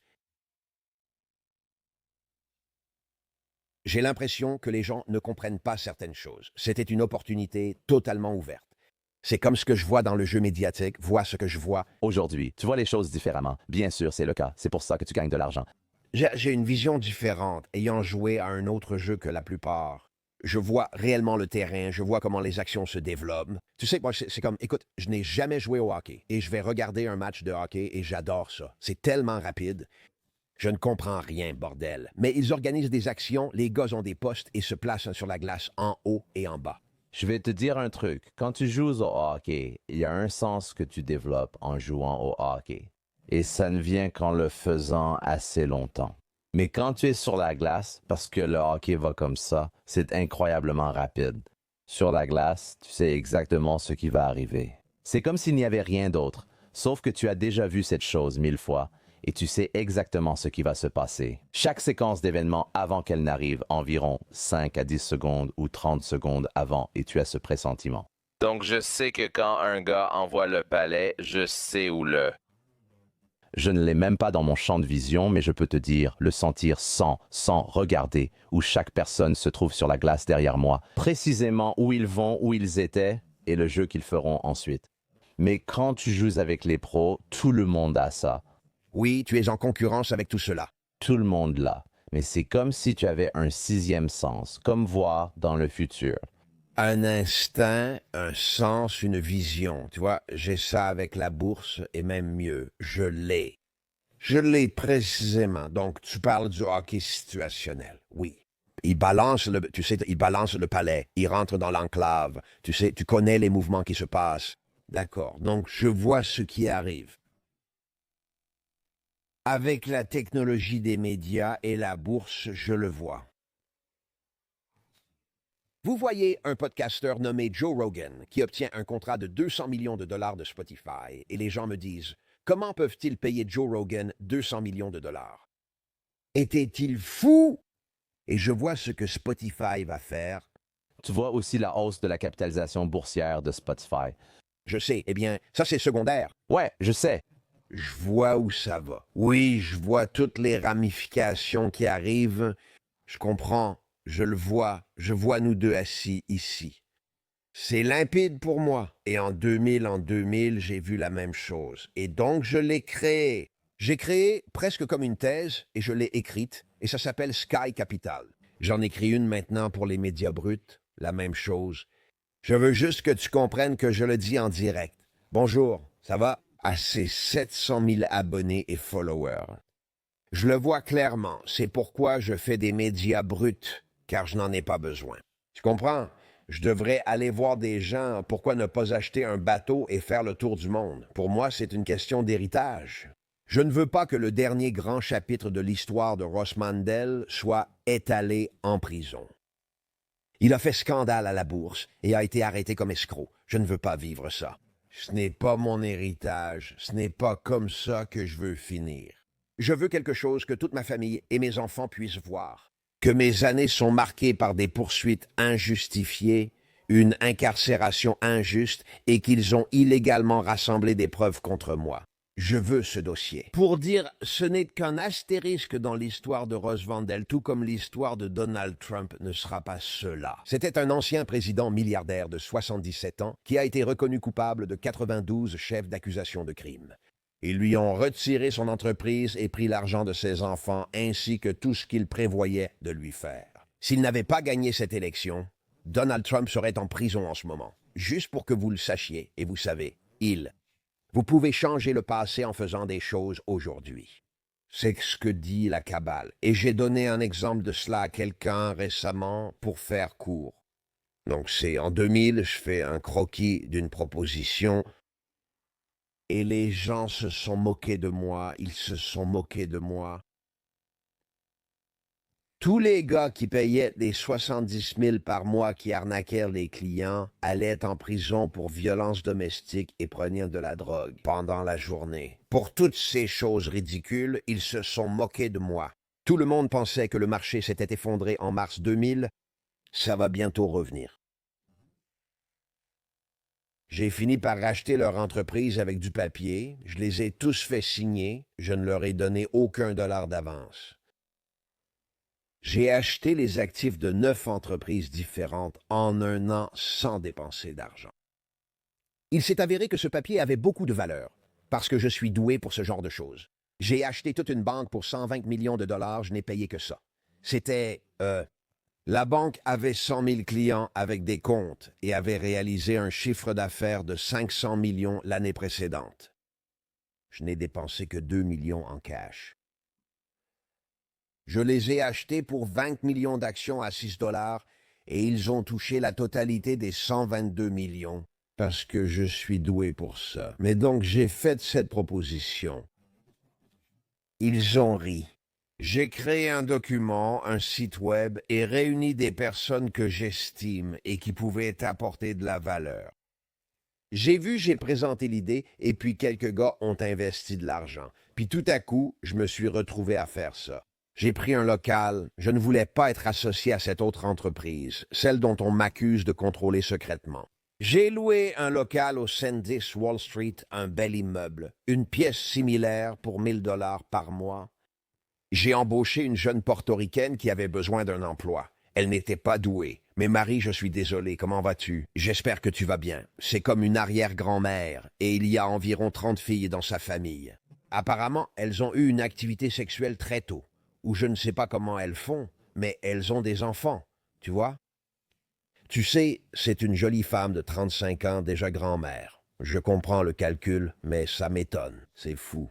Depuis cette suite à 1000 par mois soudain, les gars d'en face voient. Je prends tout un étage au Sandys Wall Street et j'envoie 2 millions de dollars à Dell et j'achète tout leur meilleur équipement en passant commande. Car mon responsable réseau, pour mon plan très ambitieux de trading mondial et transfrontalier, etc., différentes devises, tout ce dont j'avais besoin. À l'époque, il n'y avait pas de cloud, tout était local, il fallait son propre réseau et tout sécuriser. La salle, c'était comme un temple sacré, il fallait qu'il fasse 16-17 degrés.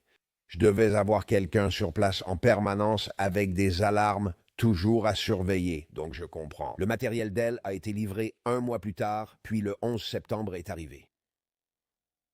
Je suis le seul à Wall Street avec du matériel. Après tout ce que tu as traversé, comment fais-tu pour te lever le matin et vouloir encore construire malgré toutes les galères? Est-ce une question d'héritage ou pour les gens? Qu'est-ce qui te motive? Je vais être honnête, je pourrais te donner des réponses toutes faites, mais non. La vérité. Mais tu vois, moi, les gens sont très gentils avec moi en général, donc je suis un mec sympa. D'abord, tu as appris à me connaître un peu. On a passé beaucoup d'heures ensemble. Je suis respectueux et gentil. Je peux confirmer que je suis quelqu'un d'organisé. Je crois à l'importance de valoriser et de dire des choses gentilles aux autres. Je peux faire des blagues, toutes ces choses différentes, mais on me considère comme quelqu'un de drôle. Ce qui compte pour moi, c'est la vie de ma famille. J'ai des enfants, j'ai 2 filles. Un jour, elles auront des enfants.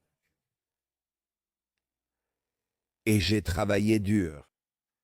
Je suis un travailleur acharné comme toi, je suis un travailleur acharné, tu sais. Quand je me concentre sur mon travail, je relève la tête et la journée est déjà passée, je ne sais même pas ce qui s'est passé. Ouais, et tu vois, j'ai déjà eu toute une journée avant même de venir te voir aujourd'hui, toute une journée, puis j'ai conduit jusqu'à Miami. Mais pour faire court, c'est vraiment important pour moi et si j'avais besoin d'argent en ce moment, je travaillerais. Tu vois, je connais des gars qui vendent des voitures, je pourrais vendre n'importe quoi, mais j'ai 68 ans. Je sens que Dieu m'a donné la force, la détermination et le courage de faire quelque chose de ma vie. Le reste de ma vie, quand j'étais en prison, j'ai aidé un peu, j'ai aidé des centaines de personnes, des centaines de détenus, y compris des officiers. Beaucoup d'officiers du B en témoigneront. Certains d'entre eux me suivent sur les réseaux sociaux et m'envoient des messages privés et tout ça. Et ils n'ont pas le droit de faire tout ça, mais ils le font quand même. Et je pense que Dieu m'a donné certains dons. Et mon programme, quand je suis devenu sobre, comme je te l'ai dit, ça s'appelle les 12 étapes, non? Eh bien, la 12e étape, c'est de redonner. Si tu veux garder ce que tu as,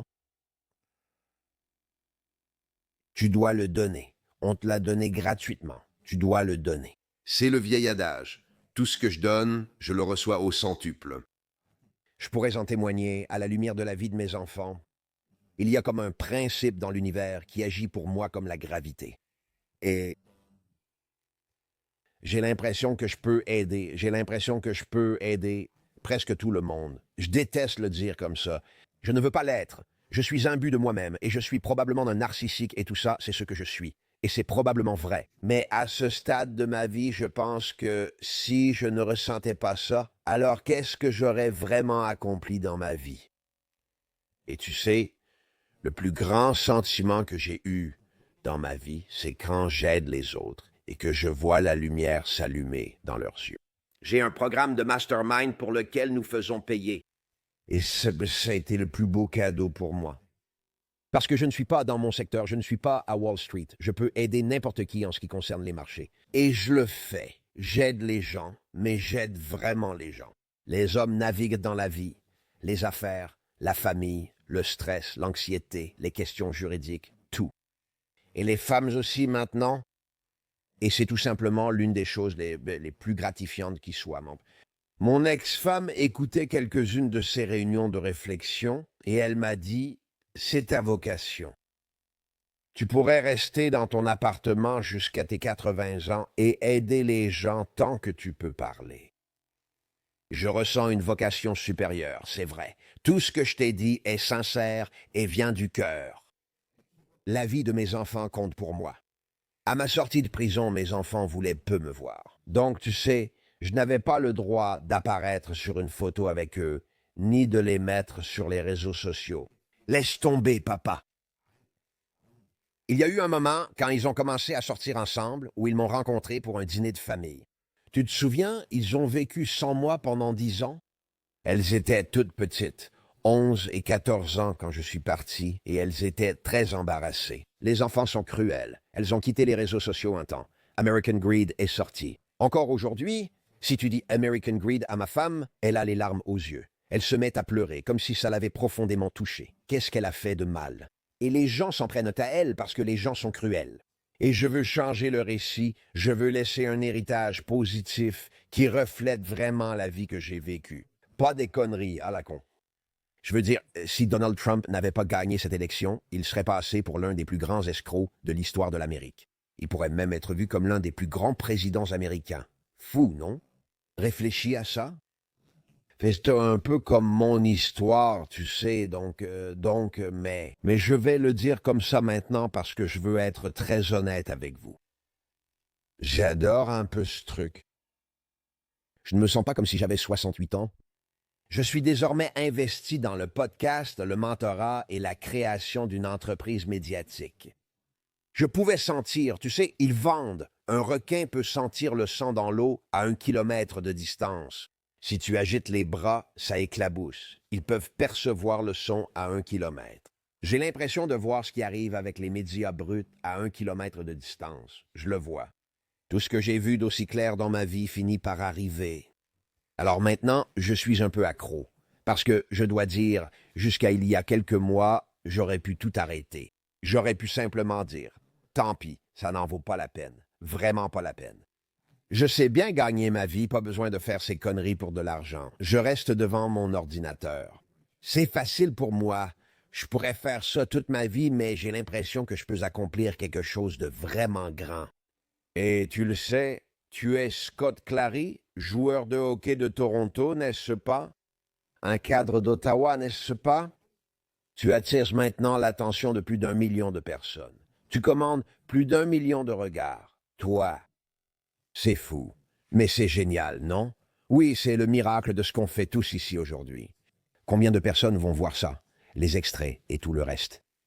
Donc, si tu veux vraiment changer ton histoire ou faire le bien, quel tremplin incroyable c'est. Si tu veux vraiment aider les gens, quel tremplin. Dieu nous a donné ce don. Quand j'étais enfant, il y avait la télé en noir et blanc et il n'y avait que 3 chaînes. 3 chaînes. Aujourd'hui, 1000 chaînes, mais rien d'intéressant. Tu sais, tu as connu les plus hauts sommets et les plus bas dans ta vie. Au fait, littéralement. Littéralement, oui. Beaucoup de gars utilisent ces expressions. Je sais. J'ai été au sommet de la montagne et j'ai été dans les profondeurs de l'enfer, vraiment. Et toi, quelle est ta définition du succès et une vie épanouie après avoir connu les deux? Je vais te le dire. Donc, selon qui tu es et où tu en es dans la vie, ta définition du succès va changer. Et c'est un sujet très important en prison. Les gars en parlent beaucoup. Il y a beaucoup de philosophes en prison, tu sais. Il y a beaucoup d'idiots en prison. Mais il y a aussi des esprits vraiment brillants en prison. C'est intéressant avec d'autres perspectives. Mais aujourd'hui, j'ai une définition très précise du succès et selon ma propre définition, je deviens vraiment très réussi. C'est vraiment ce qui me définit et me motive actuellement. Je vais le partager avec vous et votre public. Après avoir passé, vous savez, beaucoup de temps en prison sans rien d'autre à faire que lire, prier, faire des pompes et essayer de m'améliorer, c'est beaucoup de temps perdu. Ma définition du succès aujourd'hui pour Ross Mandel, et c'est très personnel, c'est d'avoir une vie telle que mes enfants adultes aient envie de passer du temps avec moi. À quand remonte la dernière fois où tu as voulu passer du temps avec tes parents? Je ne parle pas de toi en particulier, mais quand est-ce que tu as eu envie pour la dernière fois de passer du temps avec tes parents? Ce n'est pas très souvent. En général, on le fait par obligation. C'est triste car tu peux compter combien de fois tu verras tes parents dans ta vie, et ce n'est pas beaucoup. Eh bien, ça dépend. Donc, selon ma définition, mes enfants aujourd'hui veulent passer du temps avec moi. J'allais demander. Ma fille m'a appelé, papa, Elliot va, tu sais, au match de saké avec ses amis. Je serai seul. Tu penses qu'il viendra me chercher? On pourrait sortir déjeuner ou faire du shopping. On est allé à Purivita et Fort Lauderdale dimanche dernier, fait un peu de shopping puis traîné dans son appartement. On a fait une sieste. On s'est tous les deux endormis sur le canapé, on a piqué un petit somme. Avec qui, à part ton petit ami, une jeune femme se sentirait-elle à l'aise de faire une sieste? Pas beaucoup de monde. Comme ton père, non. Nous deux, on a tellement mangé et on a tous les deux pris C'est le meilleur genre de déjeuner, au fait. le meilleur. Ma fille me dit, papa, j'ai un rendez-vous, je serai à Miami ce week-end. Tu pourrais aller nourrir mon chat et rester avec lui pendant 1 heure. C'est un chat très gâté. Très gâté. Chat. Donc, j'y vais. Elle m'appelle là-bas. Je pensais que tu allais. Il a dit. N'importe quand, entre 9 heures et 9 ou 10 heures. Donc, j'allais dire 10 heures. Oh, d'accord. Maintenant, quand tu seras là-bas, papa, tu pourras prendre des vidéos, prendre des photos. Elle me tient, tu sais. Elle s'assure que je ne sais pas où. Et moi, tu sais, j'entre et je ressors en courant. Mais quel cadeau de pouvoir faire ça pour mes enfants. Et on sort dîner ensemble. Et, tu sais, je t'ai dit, j'ai conclu un accord pour produire un film appelé Avidité aveugle, avec Michael Capan, qui est l'un des Power Rangers originaux. Il joue le Power Ranger bleu dans la série Time Force. Et il a joué dans Les Frères Scott, la série dramatique pour adolescents à la télévision. Et il a tourné 2 films l'année dernière et 5 films depuis 2020, ainsi qu'environ 100 publicités télévisées. C'est un vrai gars. Et nous avions conclu l'accord, signé l'accord, mais tout s'est fait sur Zoom et... Mais pour moi, c'est ça la réussite. Parce que pour que vos enfants adultes veuillent passer du temps avec vous, eh bien, il faut être plutôt cool, il faut faire des choses vraiment sympas. Parce que tout le monde, vous savez, tout le monde que vous connaissez veut passer un bon moment. Ils ne veulent pas juste, vous savez, passer ces quelques heures obligatoires avec leurs parents. Et donc, pour moi, c'est vraiment génial. Et quand mon ex-femme veut faire des choses pour moi, Elle travaille toujours avec toi. et traîner avec moi. Je sais que je gagne, mec. Je gagne parce qu'elle est une vraie. La cour mesure vraiment le succès. Elle a sa propre définition, et c'est une définition bien plus solide. Non, mais j'ai beaucoup aimé ta définition. Aujourd'hui, je me sens ainsi. Quand j'étais à ta place, tout était différent. Mais je te laisse juste. Savoir, j'aime ça, j'aime ça. L'une de tes idées préférées, je pense qu'elle va vraiment toucher les gens une fois qu'ils connaîtront ton histoire maintenant. Ce n'est pas une répétition générale. Tu n'as pas de seconde chance, il n'y a pas de recommencement. C'est ta vie, c'est tout. Tu sais, je veux dire, les gens s'assoient là. Laisse-moi y réfléchir. Réfléchir à quoi, tu vois? Une autre, pour moi, est devenue ma préférée. Tu sais, la vie n'est pas un sport de spectateur. Lève-toi du banc et vas-y. Tu es la star de ta vie, tu es la star de ta vie. Tu sais, si ta vie était projetée sur grand écran, est-ce que tu serais excité? Est-ce qu'elle a du sens? Est-ce que c'était un échec? Je veux dire, vas-y, profite, mêle-toi au jeu, fais des choses, prends des risques, amuse-toi. Et je vais dire, on n'aura pas d'autre chance. Je jouais au golf avec mes amis, ben on est des amateurs, tu vois. Et tu sais, un gars va taper la balle, on n'aime pas le coup. Je prends un mulligan, je dis, c'est quoi un mulligan? Je croyais que c'était un ragoût irlandais. C'est une seconde chance. J'ai demandé d'où cela venait. Dans quel livre de règles c'est écrit? Tout le monde sait que c'est un mulligan, tu sais, c'est drôle, et c'est ça, c'est la vie. Ouais, vas-y bébé. Tu as perdu près de 10 ans de ta vie. Même plus que ça, bon, en fait. Plus que ça. Qu'est-ce que tu veux dire par ça? C'est difficile. Je veux dire, qu'est-ce que tu vois maintenant? Tu as évoqué ta famille, ce qui comptera sûrement dans cette réponse. Mais quelle est la chose la plus précieuse dans le temps qu'il te reste sur cette terre? Tu sais, j'aime être productif. Ouais, Il y a une différence entre être vraiment productif et avoir l'impression d'être productif. Si tu y avais déjà réfléchi, tu pourrais trouver tes propres concepts à ce sujet. Mais j'aime me sentir productif, pas seulement l'être. Parce que parfois, tu fais juste les choses machinalement dans la vie, dans les membres et dans le travail, et tu n'as pas vraiment l'impression d'être productif. Quand tu agis machinalement, tu manques de conviction. C'est pour ça que j'aime quand les gens disent genre vice vraiment. « Écoute, tu pourrais tout faire. Pourquoi aller à Miami juste pour voir Scott Clay? Pourquoi conduis-tu? Tu as 68 ans, tu vas conduire jusqu'à Miami et faire ça? Je vais te raconter une bonne histoire à ce sujet. Un jour, je suis invité au podcast de Matt Cox. J'adore son podcast. Moi aussi, c'est un bon gars. Donc, il est à Tampa, moi je suis à Boca. C'est à environ 4 heures de route, juste après le dernier ouragan. Mon plan était de me lever tôt le matin et de conduire de Boca à Tampa. Faire son podcast, peut-être 1 heure, peut-être 90 minutes, peu importe. Chacun a ses préférences. Puis je rentrerai en voiture. Et quand je suis sorti de prison, j'avais quelques problèmes de santé. J'ai eu 1 ou 2 frayeurs, j'ai eu quelques soucis, mais maintenant tout va bien. Il n'y avait aucune explication. Ils disent simplement, Monsieur Mandela, vos jours de speedo sont finis. Vous savez, j'ai dit, j'ai 16 ans, je n'ai pas 88 ans, mais vous savez, des merdes arrivent. Mais vous savez, je crois que si vous voulez jouer dans la cour des grands, si vous êtes un grand gars, il faut jouer même blessé. On ne reste pas simplement sur le banc, on ne fait pas juste semblant. Et j'ai dit que je voulais le faire, et Nelson dira, Stéphanie te dira d'appeler Nelson, il t'emmènera.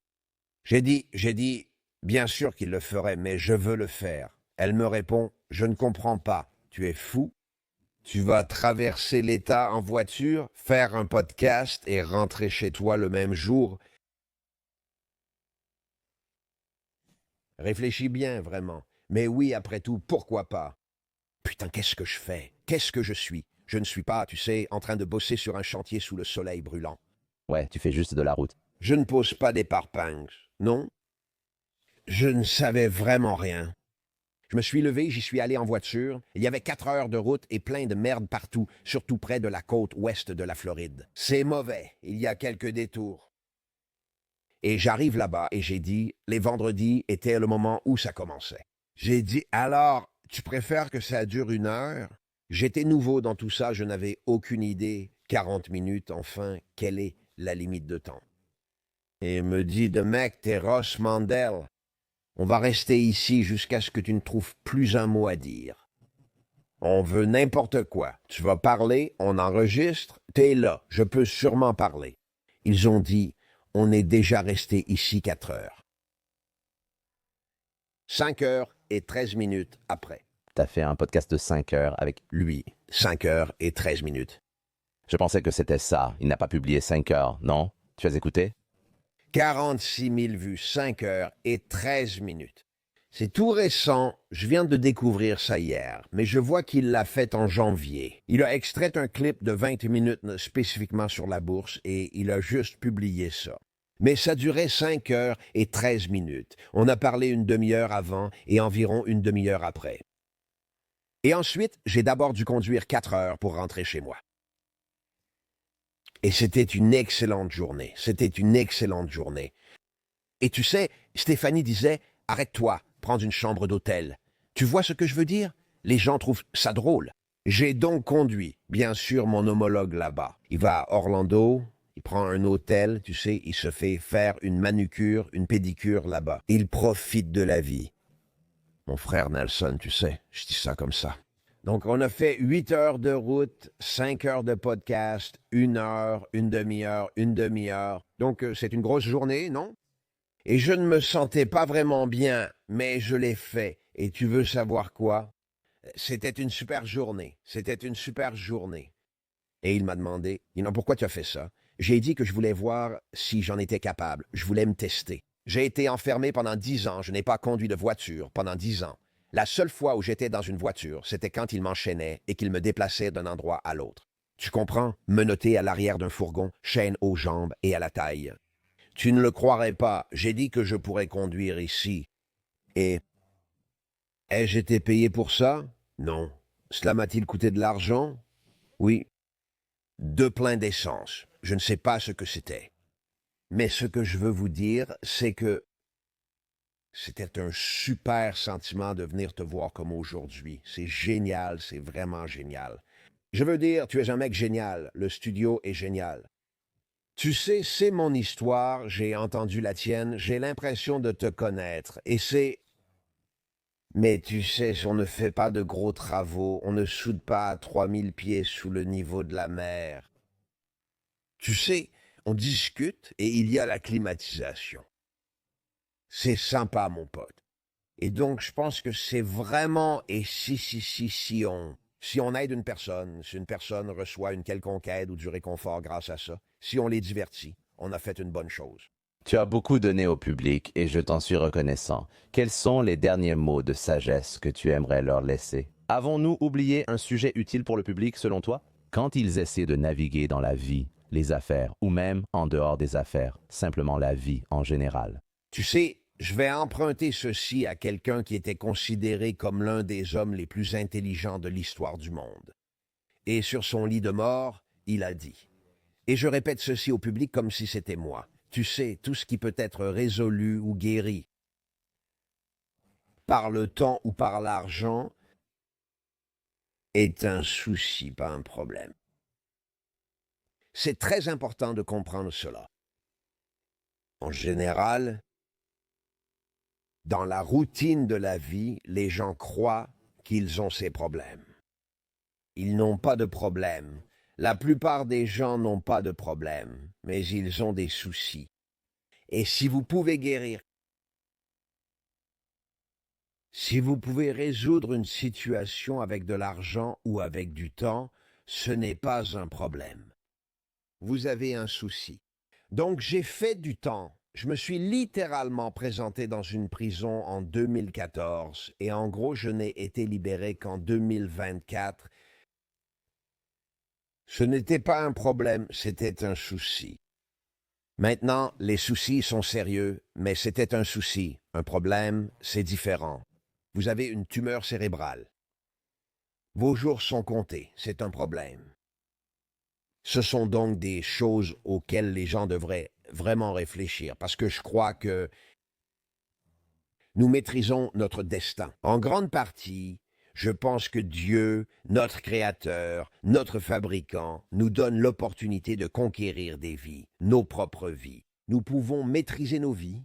Je crois que chacun a la capacité de devenir très réussi, quelle que soit sa propre définition du succès. Il est très important que vous essayiez de définir le succès. J'étais au téléphone avec une belle femme que tu as rencontrée la semaine dernière. Je lui ai demandé, quelles sont pour toi les 5 choses les plus importantes au monde? Prends le temps d'y penser. Quelles sont les 5 choses les plus importantes? Si j'étais un génie, je suis le génie d'Aladin.